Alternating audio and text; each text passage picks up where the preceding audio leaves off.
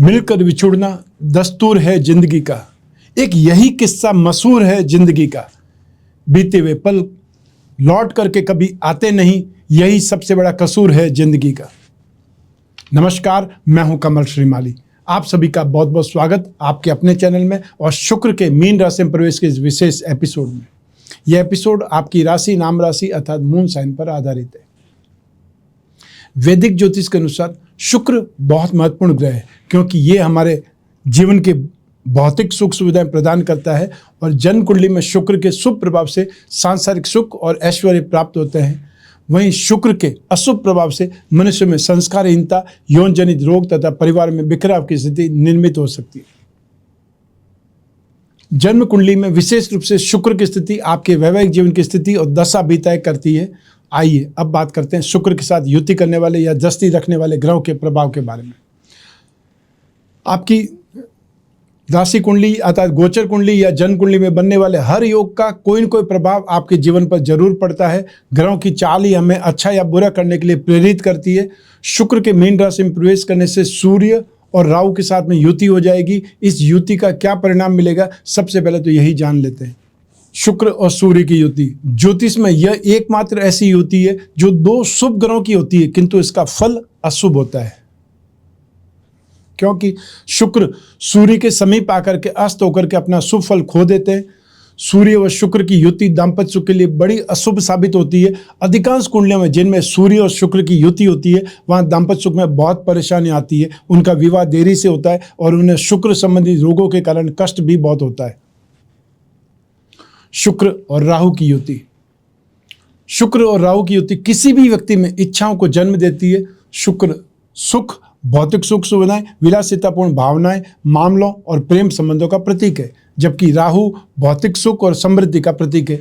दोनों ग्रह जब युति में होते हैं तो एक दूसरे के महत्व का विस्तार करते हैं। इस युति से यौन संतुष्टि में कमी हो सकती है और व्यक्ति यौन संतुष्टि के लिए बेचैन हो सकता है।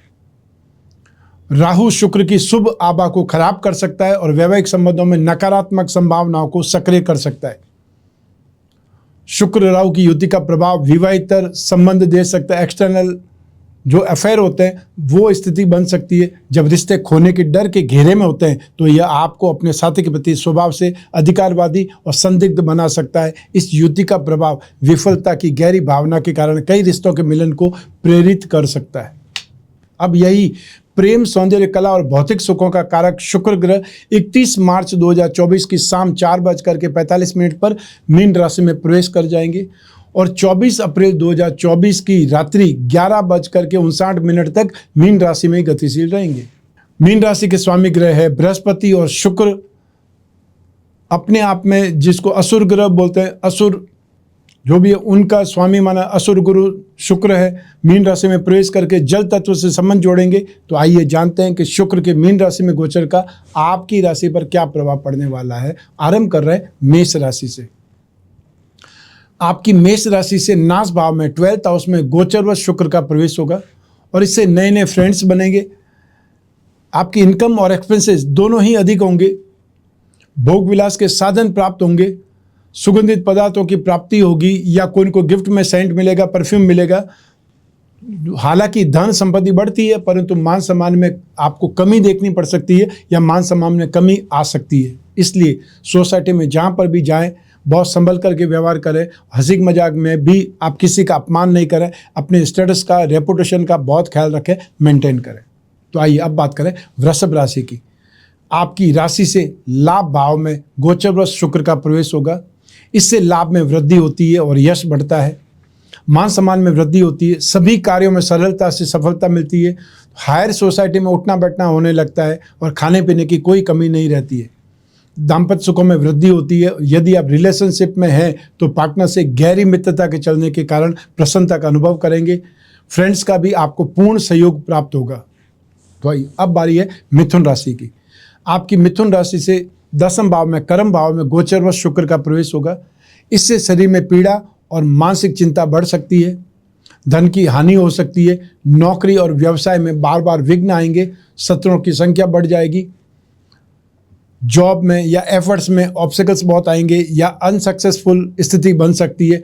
समाज से, परिवार से विरोध हो सकता है।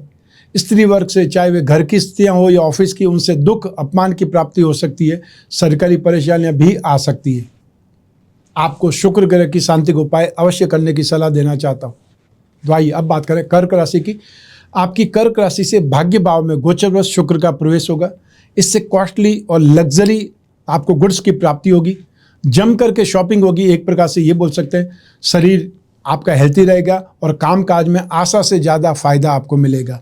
कोई स्थायी संपत्ति का लाभ भी आपको प्राप्त हो सकता है। सरकारी सहायता मिलेगी और आपके घर में मांगलिक या धार्मिक कार्य होंगे या होने वाले हैं। जीवन साथी द्वारा भाग्य में वृद्धि हो सकती है। फ्रेंड से, बड़े भाइयों से सहायता, लाभ तथा स्नेह मिलेगा। देश विदेश में लंबी यात्राएं हो सकती है। तो अब बारी है सिंह राशि की। आपकी सिंह राशि से अष्टम भाव में गोचरवश शुक्र का प्रवेश होगा। इससे धन की प्राप्ति और सुखों में वृद्धि होगी। आपके कष्ट अब दूर होने लगेंगे। सुख सुविधाओं की सामग्री में वृद्धि होगी या साधन आपको ज़्यादा मिलेंगे और परिवार वालों से पैसा और सुख दोनों ही प्राप्त होंगे। और जो स्टूडेंट्स हैं उनकी शिक्षा में उन्नति के योग बनेंगे। तो आइए अब बात करें कन्या राशि की। आपकी कन्या राशि से 7th हाउस में दाम्पत्य सुख भाव में गोचरवश शुक्र का प्रवेश होगा। इससे अपमानित होने का भय लगा रहेगा। बड़ी मुश्किल से जीवन यापन हो सकता है या जो आजीविका का निर्वाह हो सकता है। जितने पैसे आपको जीवन चलाने के चाहिए उतने ही मिल पाएंगे। अपने जीवन साथी से विवाद या उनके अस्वस्थ रहने की संभावनाएं रहेगी। और जो दूसरे अपोजिट जेंडर के लोगों से प्रेम आदि के कारण हानि या अपमान सहना पड़ सकता है। गुप्त रोगों से कष्ट होता है। यात्राएं अधिक करनी पड़ेंगी। आपको शुक्र ग्रह की शांति के उपाय जरूर करने चाहिए। तो आइए अब बात करें तुला राशि की। आपकी तुला राशि से रोग भाव में 6th हाउस में गोचरवश शुक्र का प्रवेश होगा और इस गोचर से विरोधियों की संख्या में वृद्धि हो जाएगी और उनसे समझौता करने पर विवश होना पड़ सकता है। साझेदारों से व्यापार संबंधी विवाद या गलतफहमी होती है। यात्रा में या दुर्घटनाओं से लॉस हो सकता है। शारीरिक कष्ट मिलता है और ऐसे समय में जीवन साथी भी मुंह फेर लेता है। तो आपको शुक्र ग्रह की शांति के उपाय अवश्य करने चाहिए। तो अब बारी है वृश्चिक राशि की। आपकी वृश्चिक राशि से 5वें भाव में शिक्षा और संतान भाव में गोचरवश शुक्र का प्रवेश होगा। इससे संतान से प्रेम बढ़ेगा। फाइनेंस की, यश की प्राप्ति होगी और शानदार लाइफस्टाइल और खाना पीना होगा। स्टेटस इंप्रूव होने लगेगा। आपके एनिमीज पर जो कंपिटिटर्स हैं उन पर कंट्रोल होगा या उन पर विजय प्राप्त होगी। एंटरटेनमेंट में अधिक इंटरेस्ट आने लगेगा। संतान के जन्म का अवसर आ सकता है और यदि आप कोई रिलेशनशिप में है तो पार्टनर से पक्के रूप से संबंध बन सकते हैं। स्टूडेंट्स जो भी है उनको परीक्षाओं में सफलता प्राप्त होगी या जो उनका कंसंट्रेशन है वो बहुत ज़्यादा डेवलप होगा। तो आइए अब बात करें धनु राशि की। आपकी धनु राशि से सुख भाव में 4th हाउस में गोचरवश शुक्र का प्रवेश होगा। इससे अधिकांश आपकी कामनाएं पूर्ण हो सकती है और फाइनेंशियली रिलीफ आपको मिल सकता है। भोग विलास, ऐशो आराम के साधन सामग्री, वाहन आदि की प्राप्ति हो सकती है। संबंधियों से सहायता मिलेगी। जनता से संपर्क या प्रेम बढ़ेगा। मन और तन दोनों में आपको विशेष ताकत की अनुभूति होगी। तो अब बात करते हैं मकर राशि की। आपकी मकर राशि से पराक्रम भाव में 3rd हाउस में गोचरवश शुक्र का प्रवेश होगा। इससे मित्रों की संख्या में वृद्धि होगी। फ्रेंड सर्कल बढ़ जाएगा। वहीं जो शत्रु है उनकी पराजय भी होगी। धन की प्राप्ति होगी और जातक का साहस अर्थात आपका साहस और कॉन्फिडेंस बढ़ जाएगा। नौकर चाकर हेल्पर का सुख मिलेगा और मान सम्मान में वृद्धि होगी। तो ऐसे ही समय में भाग्य का उदय कहा जाता है। राज्य सरकार की ओर से भी सपोर्ट मिलेगा या जो राज्य सरकार के लोग हैं उनसे सपोर्ट मिल सकता है, मार्गदर्शन मिल सकता है। भाई बहन का सुख बढ़ेगा और आपको इस समय में धर्म में आस्था और इंटरेस्ट बढ़ेगा। तो अब बारी है आपकी कुंभ राशि की। आपकी कुंभ राशि से धन और संपत्ति भाव में 2nd हाउस में गोचरवश शुक्र का प्रवेश होगा। इससे बार बार गेन होगा। हेल्थ बहुत अच्छी रहेगी। उत्तम दाम्पत्य सुख मिलेगा। शरीर के सौंदर्य में निखार आएगा। संतान प्राप्ति का यही सही समय है। शानदार शॉपिंग का भी यही समय मान सकते हैं और सरकारी लोग या सरकार की ओर से भी सम्मान प्राप्त हो सकता है। जो स्टूडेंट्स हैं उनको जो एजुकेशन में बहुत अच्छा कॉन्फिडेंस मिलेगा और जो लोग यंगस्टर्स हैं उन्हें गाने बजाने में, संगीत के क्षेत्र में जो इंटरेस्ट है वो अधिक आएगा और शत्रुओं से राहत मिलेगी। तो आइए अंत में बात करते हैं मीन राशि की। आपकी मीन राशि भाव में ही गोचरवश शुक्र का प्रवेश होगा। इस गोचर से सुख मिलेगा और फाइनेंशियली गेन होगा, सपोर्ट मिलेगा। आपको धन की प्राप्ति और शत्रुओं का शमन होगा। लेकिन आप खुद कुछ नेगेटिविटी कर सकते हैं, कुछ गलत आचरण कर सकते हैं, दुराचार कर सकते हैं, या गलत दिशा में जाने लग सकते हैं। इस गोचर में विवाह और संतान जन्म का अवसर भी आता है और शिक्षा क्षेत्र में भी सफलता मिल सकती है यदि आप स्टूडेंट हैं। सभी प्रकार के मनोरंजन और वैभव विलास सुख प्राप्त होते हैं। व्यापार में वृद्धि होती है। लिक्विड पदार्थों से, सुगंधित पदार्थों से या फैंसी गुड से, कॉस्मेटिक्स से जो काम करते हैं इस सेक्टर में, उनकी इनकम ज़्यादा बढ़ जाएगी, प्रॉफिट का रेशियो बढ़ जाएगा। तो आइए अब बात करते हैं शुक्र ग्रह की शांति के उपायों के बारे में। आप में से हर व्यक्ति के मन में सांसारिक सुखों की इच्छा बहुत प्रबल रूप से होती है और वह बहुत अच्छा घर, बहुत अच्छा वाहन, बहुत अच्छे कपड़े, बहुत अच्छा जीवन साथी या मन के अनुकूल जीवन साथी और अन्य भौतिक वस्तुओं की हमेशा कामना करता है। और क्योंकि शुक्र को इन सभी वस्तुओं का, इन सभी सुख सुविधाओं का कारक कहा गया है, इसलिए शुक्र की कृपा से इनकी प्राप्ति हो सकती है। यदि कुंडली में शुक्र पीड़ित है या कमजोर है तो जीवन में भौतिक सुखों में कमी आ सकती है। ऐसी स्थिति में शुक्र ग्रह की शांति के उपायों को अपना करके राहत प्राप्त कर सकते हैं। जैसे दुर्गा सप्तशती का पाठ करें या फिर दुर्गा सप्तशती में देवी कवच है स्टार्टिंग में, उसका पाठ कर सकते हैं। श्री सूक्त का पाठ कर सकते हैं। आप हर दिन शंख में जल भर करके लक्ष्मी जी पर अभिषेक करें। आप हर शुक्रवार को सफ़ेद पुष्पों से या कमल पुष्पों से लक्ष्मी जी की पूजा उपासना करें, उनको अर्पित करें। और या फिर लाल गुलाब के पुष्प लक्ष्मी जी को अर्पित करें, उनकी पूजा करें। शुक्रवार को रात के खाने में हमेशा खीर बना करके लक्ष्मी जी को भोग लगा करके वो खीर सभी परिवारजन ग्रहण करें प्रसाद के रूप में। जो मंत्र अब मैं आपको बता रहा हूँ, उन मंत्रों में से जो भी आपको सरल लगता है, इजी लगता है, वो मंत्र जाप करने की आप कोशिश करें। जैसे शुक्र का एकाक्षरी बीज मंत्र है ओम सुम शुक्राय नमः, या फिर शुक्र का बीज मंत्र ओम द्राम द्रीम द्रोम सह शुक्राय नमः। आप शुक्र के लिए अष्टलक्ष्मी कवच धारण कर सकते हैं या 10 महाविद्या कवच धारण कर सकते हैं। जो सामर्थ्यवान है वे अष्टलक्ष्मी और 10 महाविद्या कवच दोनों का संयुक्त कवच बना करके धारण कर सकते हैं।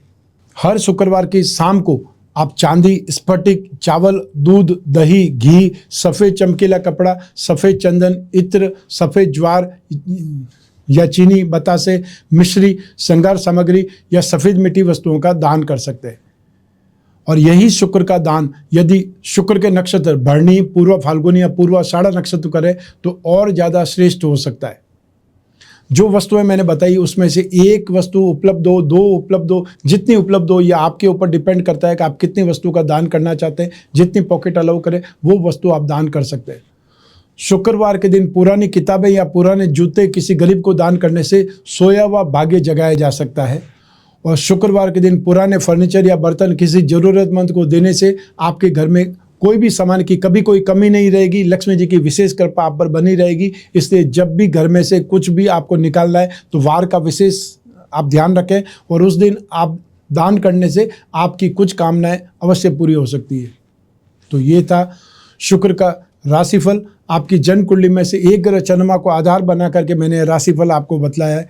आप चाहें तो अपनी जन्म कुंडली के संदर्भ में इस राशिफल को और सटीकता से जान सकते हैं, क्योंकि जन्म कुंडली आपकी अपनी है और आपकी डिटेल से ही बनती है। लेकिन जब जीवन में समस्याएं ज़्यादा हो, भविष्य में झांकना हो, कोई बहुत बड़ा डिसीजन लेना हो, तो अपनी जन्म कुंडली का विश्लेषण जरूर कराना चाहिए, समय समय पर कराना चाहिए। और जन्म कुंडली विश्लेषण के लिए आप कोई भी कंट्री में रहते हो, कोई भी सिटी में रहते हो, कोई भी गांव में रहते हो, आपका सिर्फ अपना मोबाइल फ़ोन होना चाहिए। स्क्रीन पर दिए हुए नंबर पर संपर्क करके अपॉइंटमेंट फिक्स कर सकते हैं या व्हाट्सएप नंबर पर मैसेज ड्रॉप कर सकते हैं। हमारे टीम मेंबर आपसे संपर्क करके अपॉइंटमेंट फिक्स करेंगे और बात कराने तक जिम्मेदार बने रहेंगे। आप और मैं ही बात करेंगे, बीच में तीसरा कोई भी नहीं होगा। इसलिए आप अपनी जो भी प्रॉब्लम है, बड़ी से बड़ी प्रॉब्लम हो या पर्सनल से पर्सनल प्रॉब्लम हो, उस पर डिस्कस कर सकते हैं, विचार विमर्श कर सकते हैं। हम ढूंढ करके उपाय निकाल सकते हैं या हम ढूंढ करके जो स्थिति है उसको यहाँ पर क्लियर कर सकते हैं, किस वजह से ये समस्या आ रही है और यह कब तक रहने वाली है। मैं कामना करता हूँ कि आप स्वस्थ रहें, प्रसन्न रहें और सुरक्षित रहें। अपना और अपने परिवार का बहुत बहुत ख्याल रखें। आप सभी को मेरा नमस्कार, बहुत बहुत शुभकामनाएं। ईश्वर आपकी रक्षा करे। धन्यवाद।